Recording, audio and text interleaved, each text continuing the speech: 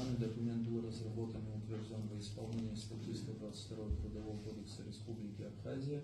смысл которой гласит о следующем, что Кабинет министров, ориентируясь на данные, формируемые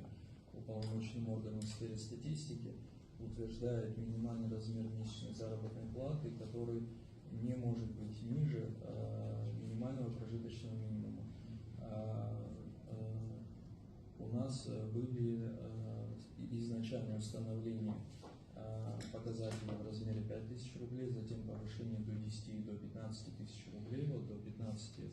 относительно недавно, 2 года назад произошло увеличение. В текущем году, по данным Государственного комитета Республики Абхазия по статистике, наблюдается, что размер минимального прожиточного минимума превысил 15 тысяч рублей. По итогам 5 месяцев 2025 года составлял 16 200 рублей в месяц, в связи с чем нами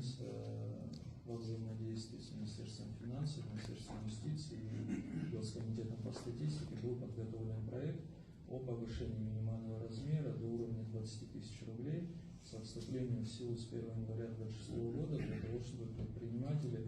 имели